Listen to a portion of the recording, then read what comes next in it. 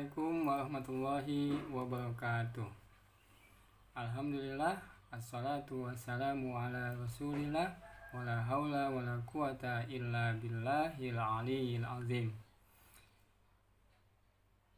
Siswa-siswi sekalian, calon siswa SMK 1 Tambun Utara peserta MPLS, mari yang utama dan pertama kita panjatkan kepada Allah buah wujud syukur, ya. Kita bersyukur atas nikmat iman, nikmat Islam, nikmat sehat, dan juga nikmat buat kalian. Alhamdulillah diterima di SMKN 1 Tambun Utara. Kemudian kita juga bersolawat kepada Rasulullah. Allahumma sholli ala Muhammad wa ala ali Muhammad. Semoga dengan sholawat kita kepada Rasulullah, pada keluarga beliau, insya Allah kita juga akan mendapatkan keselamatan dan rahmat dari Allah Subhanahu wa Ta'ala. Baiklah peserta MPLS, saya perkenalkan, nama Bapak adalah Pak Sugito SPD. Saat ini atau tepatnya di tahun pembelajaran 2022 dan 2021 diamanakan sebagai wakil kepala sekolah, ya, wakil kepala sekolah terutama di bidang kurikulum. Nah, Bapak ingin mengenalkan pada kalian apa itu kurikulum, bagaimana belajar di SMK, masalah dan tantangannya bagi kalian. Nah, sebelum ke sana, ya, tentu saja Bapak ucapkan kepada kalian selamat, ya. Selamat apa? Selamat diterima di SMKN 1 Tambun Utara. Tentunya tidak mudah diterima di sini karena kalian harus bersaing dengan teman-teman kalian di lulusan SMP juga, ya. Makanya selamat, kalian sudah diterima di SMKN 1 Tambun Utara.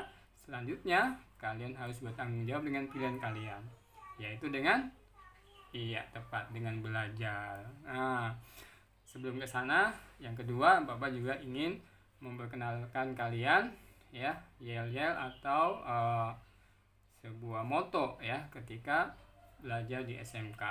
Yang pertama, yang paling umum di dalam SMK, ketika nanti Bapak sebut SMK, kalian menjawab bisa. Ya, jadi SMK bisa. Nah, kalau Bapak mengucapkan SMK lagi untuk kedua kalinya, kalian menjawab dengan hebat, ya. SMK bisa, SMK hebat. Nah, seperti itu. Mudah-mudahan kalian tetap semangat untuk belajar, semangat menjadi warga SMK 1 Tambun Utara. Yuk, kita simak bersama apa itu kurikulum SMK. Selamat menyaksikan.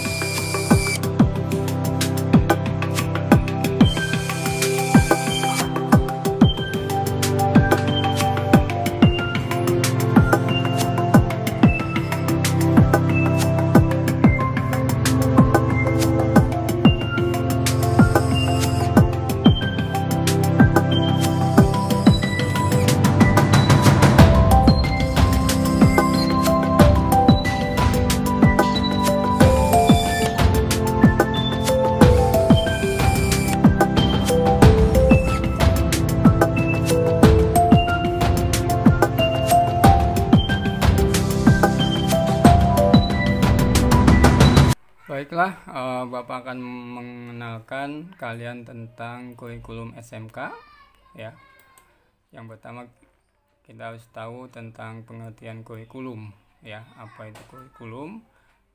Dapat Bapak jelaskan, ya. Bapak mengutip dari Undang-Undang Nomor 20 Tahun 2003, yaitu Undang-Undang tentang Sistem Pendidikan Nasional, di mana kurikulum ini, ya, disebutkan di undang-undang tersebut adalah seperangkat rencana dan pengaturan mengenai tujuan, isi, dan bahan pelajaran serta cara yang digunakan.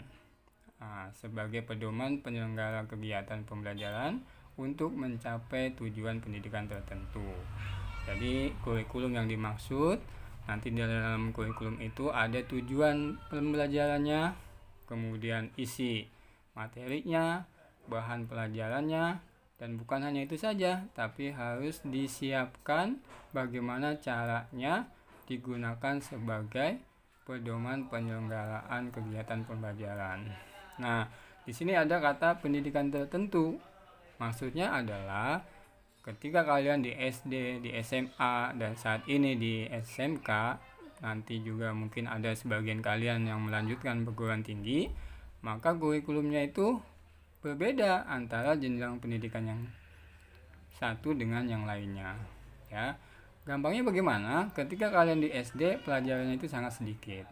Apalagi ketika kalian di kelas 1 hanya membaca dan menulis. Kemudian masuk ke SMP, kalian mengenal lebih banyak materinya, dan saat ini kalian ada di SMK. Nah, inilah makanya setiap level pendidikan memiliki tujuan, memiliki isi, dan bahan pelajaran yang berbeda. Dari pengertian ini, ya, maka ada dua dimensi di dalam kurikulum. Ya, yang pertama, di dalam kurikulum mencakup rencana dan pengaturan mengenai tujuan, isi, dan bahan pelajaran. Yang kedua adalah cara yang digunakan untuk kegiatan pembelajarannya. Jadi seorang guru ketika dia sudah mengetahui tujuan materi pembelajarannya, sudah menyiapkan isi pembelajarannya, sudah menyiapkan bahan pelajarannya, yang kedua dia harus tahu caranya seperti apa supaya tujuan itu, isi, dan bahan pelajarannya itu dikuasai oleh peserta didik. Nah, kurikulum saat ini yang digunakan di SMK adalah kurikulum 2013. Ya, paradigma barunya ya dalam kurikulum 2013 ini adalah sebagai berikut. Kurikulum 2013 ya menganut keseimbangan antara pengembangan sikap spiritual dan sosial, rasa ingin tahu, kreativitas kerjasama, dan juga kemampuan intelektual dan psikomotorik. Ya. Jadi kurikulum 2013 ini tidak hanya berpikir tentang pengetahuan logika atau kognitifnya saja. Kurikulum 2013 ini juga mencakup aspek sosial, aspek afektif, kognitif, dan juga psikomotorik atau kegiatan prakteknya. Sehingga dalam paradigma pengembangan kurikulum 2013, sekolah merupakan bagian dari masyarakat yang memberikan pengalaman belajar terencana di mana peserta didik atau kalian harus mampu menerapkan apa yang dipelajari di sekolah ke masyarakat dan juga memanfaatkan masyarakat sebagai sumber belajar kalian. Jadi kalian menerapkan teori-teori yang dari sekolah ke masyarakat dan juga kalian menjadikan masyarakat itu sebagai sumber ilmu. Maksudnya apa? Kalian bisa belajar dengan ayah kalian, kalian bisa belajar dengan tetangga kalian, kalian bisa belajar dengan teman sebaya kalian, di tempat komunitas kalian, di tempat kalian ngumpul ya, dimanapun kalian berada, mereka menjadi sumber belajar ya. Maka dalam hal ini ya, secara ringkas bisa kita pahami bahwa peserta didik atau siswa, yaitu kalian ini, belajar dengan siapa saja. Orang tua, saudara, tetangga, masyarakat, pimpinan sosial ya. Dan juga belajar dengan apa saja. Kalian bisa belajar menggunakan benda-benda di sekitar kalian. Kalian bisa belajar dengan mengamati tumbuhan, mengamati binatang, ya, mengamati alam semesta, malam hari, siang, dan sebagainya. Dan dilakukan di mana saja. Serta belajar ini kapan saja. Artinya dari melek mata hingga kalian tidur, kalian punya waktu dan waktu itulah digunakan untuk belajar. Ya. Nah, dengan kata lain, ya, alam semesta ini menjadi kelas kalian dalam belajar. Ya, jadi alam itu kalau definisi di dalam Islam itu, alam adalah selain Allah, itu menjadi kelas kita. Maka kalian berada di warung, kalian berada di gunung, kalian berada di pantai, ya, dimanapun kalian adanya saat ini, apakah itu di kelas ataupun di lapangan, tempat-tempat itu menjadi kelas kalian untuk belajar. Ya, nah, selain sebagai tempat belajar, alam semesta ini juga menjadi sumber belajar. Ya, kalian melihat alam, melihat malam hari ada bintang, ada di siang hari ada matahari, ya. Kemudian itu semuanya itu menjadi sumber belajar. Kalian melihat binatang tadi, kalian melihat tumbuhan, ya. Apapun di sekeliling kita itu bisa menjadi sumber kita belajar. Dan tentunya dilakukan di setiap waktu selagi kita masih diberikan kehidupan oleh Allah Subhanahu wa Ta'ala. Ya, mungkin ada yang ingat bahwa Rasulullah SAW, ya, bersabda dalam satu hadisnya, utlubul ilma minal mahdi ilal ladi. Tuntutlah kalian, belajarlah kalian dari sejak kalian dilahirkan, ya, masih bayi, sampai nanti kemudian kalian ke liang lahat atau meninggal. Jadi batasan seorang manusia berhenti belajar adalah pada saat nanti kita meninggal dunia. Oke, ya. Jadi saya berharap sebagai bidang kurikulum, ya, kalian siswa-siswi SMK 1 Taman Utara memiliki semangat belajar dimanapun, dengan apapun, setiap waktu. Gimana? Siap untuk belajar? Siap dong, kan ini generasi terbaik nih kan. Ya. Oke. Tujuan kurikulum 2013 atau kurikulum SMK, ya. Kurikulum 2013 bertujuan untuk mempersiapkan manusia Indonesia, ya, agar memiliki kemampuan hidup sebagai warga negara yang memiliki ciri-ciri sebagai berikut. Ya, jadi kurikulum ini dibuat supaya dapat menyiapkan generasi Indonesia yang memiliki kemampuan yang pertama beriman, ya. Iman sesuai dengan keyakinan kalian, ya. Yang memiliki agama Islam itu ada 6 rukun Islamnya, beriman kepada Allah dan seterusnya, ya. Beriman ini menjadi ciri utama masyarakat Indonesia. Makanya masyarakat Indonesia itu bersikap religius, ya, jadikan agama mereka sebagai patokan yang utama. Kemudian produktif, ya.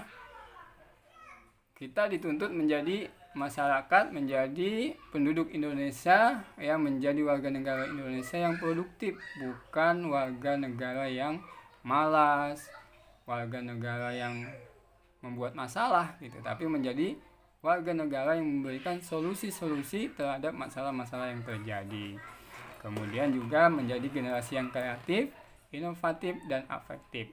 Terlebih lagi, kalau kita sudah beriman, kita adalah generasi yang produktif, kita memiliki kreativitas, kita senantiasa berinovatif dan afektif, harapannya masyarakat Indonesia bisa berkontribusi pada kehidupan di masyarakat, berbangsa, bernegara, dan juga mewarnai peradaban dunia.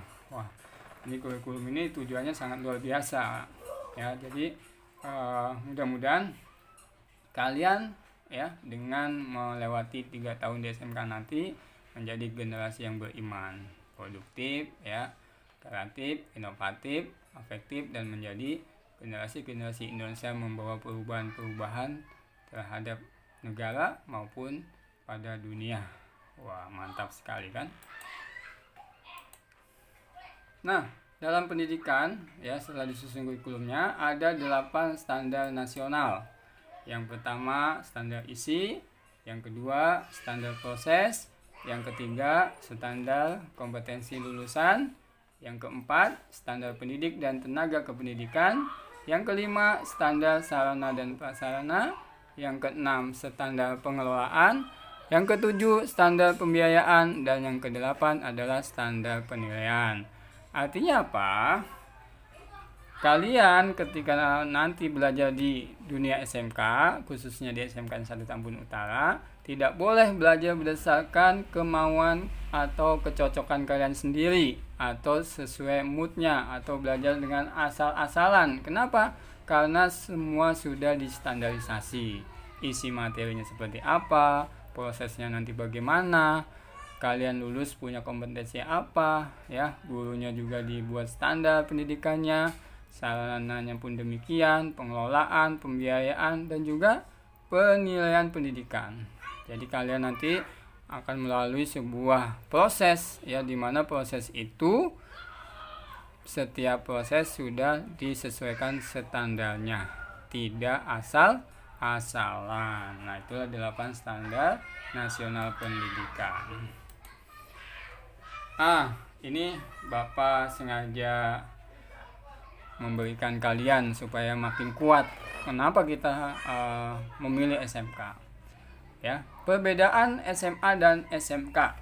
Ini Bapak ilustrasikan dengan gambar berikut, ya. Silakan perhatikan.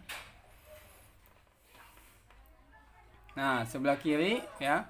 Sebelah kiri ini adalah SMA, dan sebelah kanan ini adalah SMK.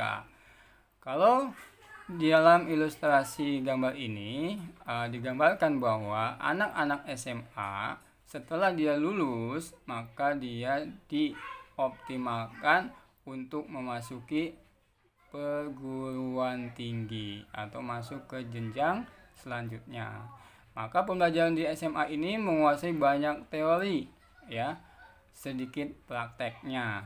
Kalau dipresentasikan 70 teori keilmuan, 30 praktek yang dilaksanakan, ya. Jadi 70% di SMA itu banyak belajar teori-teori ilmuwan, sedangkan prakteknya hanya sekitar 30%.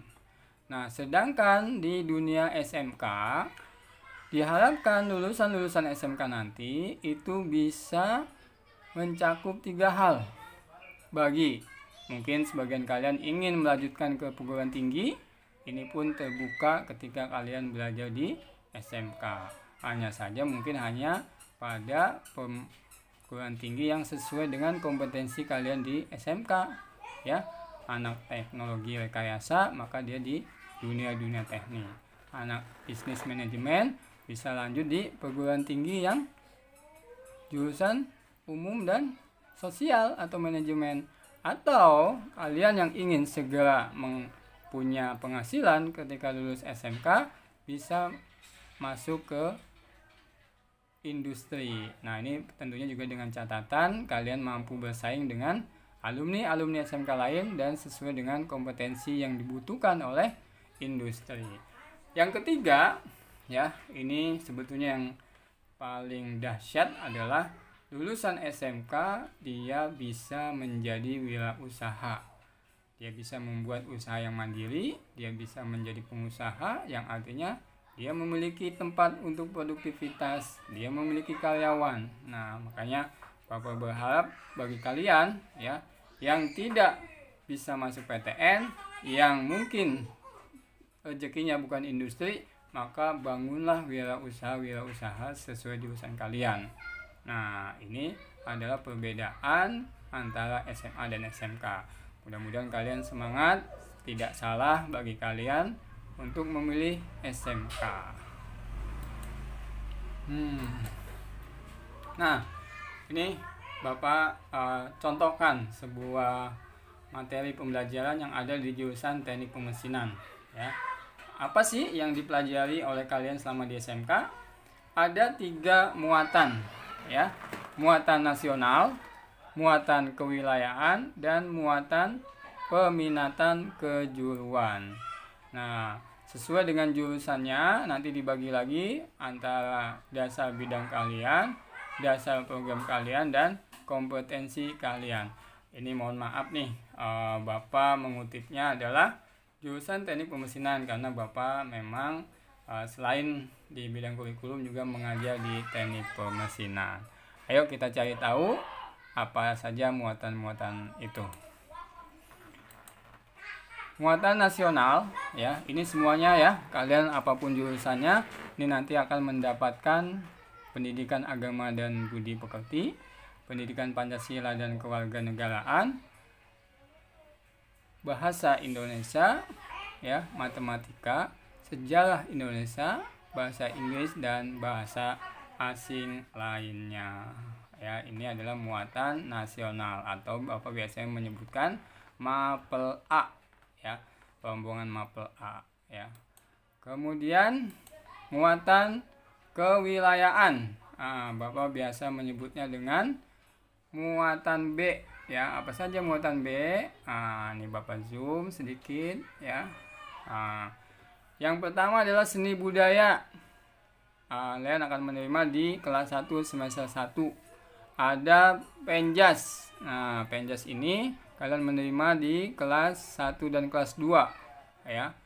Hanya di kelas 1 dan kelas 2. Kemudian ada BTAQ. Apa itu BTAQ? Baca tulis Al-Qur'an. Ini adalah muatan kewilayahan atau Mapel B Bapak nyebutnya. Lalu, apakah Mapel C itu? Ini contoh Mapel C sesuai dengan jurusan di Teknik Pemesinan ya. Tentu saja yang kalian ada di TKL, di TBSM, di TITL, ELIN, ya, AP dan AK, muatannya nanti sesuai dengan jurusan kalian masing-masing ya. Tapi disinilah banyak ya. Jadi ada sekitar 20 jam di kelas 1, 31 jam dan 33. Inilah kenapa nanti kalian selama di SMK banyak menemui pembelajaran praktek atau produktif. Sudah ada gambarannya ya. Beda sekali ya, beda sekali ketika kalian belajar di SD, SMP. Ini lebih berkembang. Ini kalau di total ini ada sekitar pelajaran yang harus kalian kuasai itu ya 18 sampai dengan 20 ya, 18 sampai dengan 20 pelajaran dari kelas 1 hingga kelas 3. Itu pengenalan tentang kurikulum di SMK. Selanjutnya Bapak ingin menyampaikan tantangan-tantangan kalian yang saat ini masuk di kelas 10 sampai kalian nanti lulus, dan kedepannya apa sih yang menjadi masalah dan tantangan kalian sebagai pelajar SMK.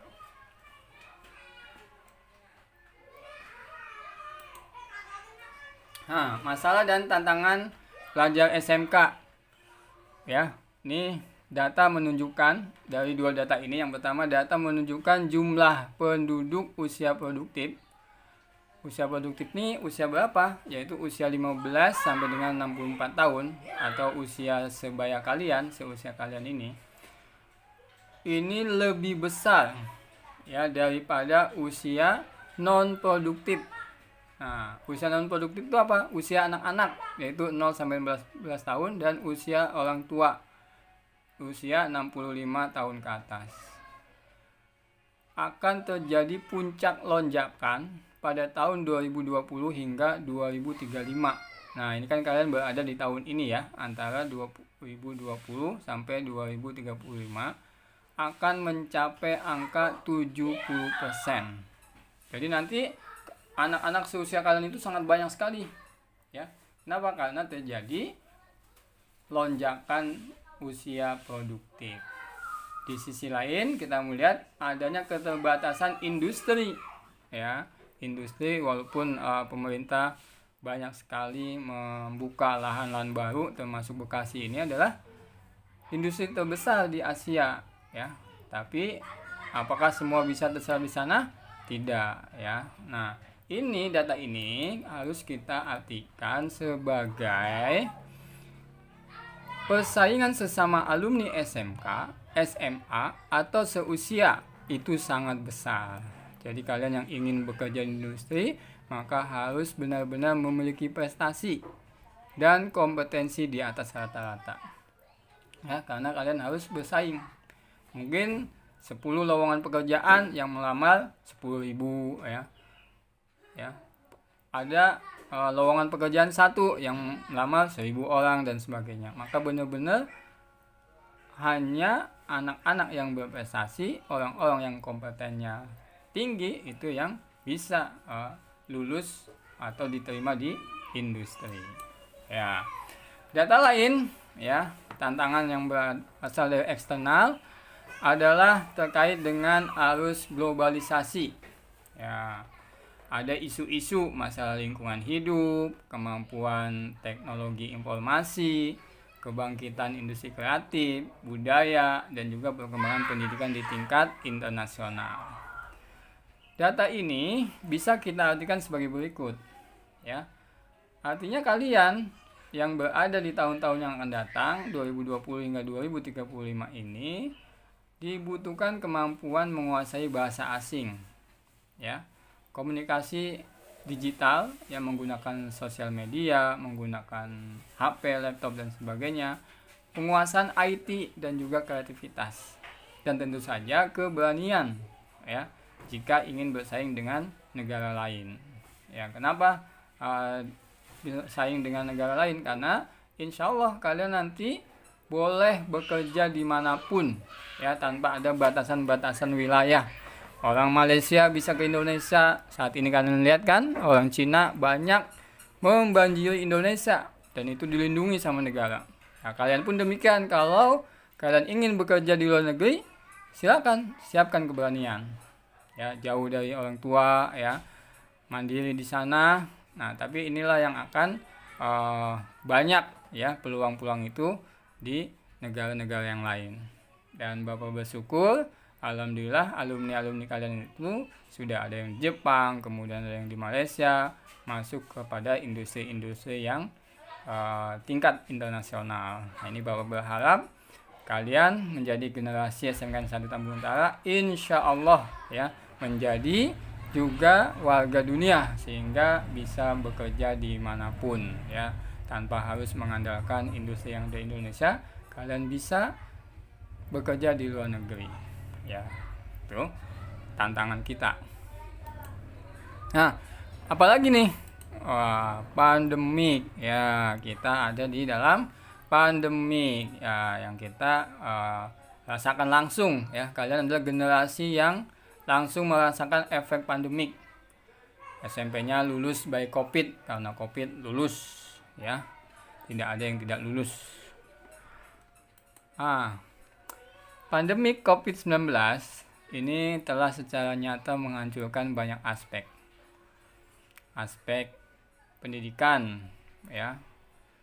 Maka peserta didik saat ini harus memiliki daya juang belajar yang tinggi, ya, ketimbang belajar pada saat sebelum pandemik. Pandemi COVID-19 ini memaksa pembelajaran dilaksanakan secara online. Makanya kalian ini harus menyiapkan peralatan-peralatan pembelajaran. Ada mungkin gadget atau HP, ya. Syukur-syukur kalian punya komputer di rumah atau laptop, ya. Ada jaringan internet dan juga tentunya kuota plus memori data untuk menyimpan pembelajaran, laporan pembelajaran, dan sebagainya, ya. Ini pandemik ini betul-betul, ya, berdampak besar terhadap pendidikan. Nah, masalahnya pembelajaran online ini tidak semua materi, ya, bisa terserap, ya. Tidak semua materi akan terserap dengan maksimal pada saat pembelajaran online. Nah, seperti contohnya adalah pembelajaran praktek. Sementara kalian di SMK 70% adalah pembelajaran praktek. Nah, ini menjadi masalah kalian dan tantangan kalian, ya. Jangan menghadapi masalah itu kemudian down atau lemah motivasi, tapi jadikan masalah ini sebagai tantangan. Saya harus bisa menguasai materi SMK dengan media online. Nah, itu bagaimana tuh? Alhamdulillahnya kan saat ini banyak platform-platform media sosial di YouTube yang bisa menggambarkan, ya, video-video tentang praktek-praktek kegiatan sesuai dengan kompetensi kalian. Kalian bisa searching di YouTube, kalian lihat misalnya anak TBSM, bagaimana sih cara mengganti oli? Ada. Bagaimana sih cara mendeteksi kerusakan mesin? Ada. Bagaimana sih cara memperbaiki katakanlah sepeda motor, mobil, ya, sekalipun ada, semua disajikan. Bagaimana mengoperasikan alat las? Ada, ya, tinggal kalian itu pintar-pintar mencari sumber belajar di platform media sosial ya. Ini tentunya akan membantu proses pembelajaran online ya. Jadi dari guru kalian menyampaikan teori ya, tanpa adanya ketemu atau praktek, kalian bisa mencoba-coba dan sekali waktu tetap ke sekolah untuk konfirmasi atau bertanya kepada guru kalian secara langsung tentang tayangan-tayangan itu. Nah, inilah menjadi masalah dan tantangan kalian. Siswa-siswi sekalian, peserta MPLS dan tentunya anak-anak Bapak yang Bapak banggakan. Tadi Bapak sudah menguraikan tentang kurikulum SMK, tentang masalah dan tantangannya, maka mari kita wujudkan ya. Kalian Bapak doakan, kalian minta untuk menjadi generasi SMK, generasi yang mandiri, generasi SMK, generasi pembaharu, generasi SMK, generasi maju, tentunya untuk Indonesia yang aman dan sejahtera. Yuk kita sebagaimana kakak kalian, kenali yel-yel kita ataupun jargon SMK. SMK bisa. SMK hebat. Alhamdulillah. Materi sudah Bapak sampaikan semuanya. Terima kasih dan selamat belajar di SMKN 1 Tambun Utara. Dan insya Allah nanti kita akan bertemu kalau saat ini menggunakan media sosial. Ke depan mudah-mudahan kita bisa bertatap muka, bisa saling berjabat tangan, bisa saling belajar ya.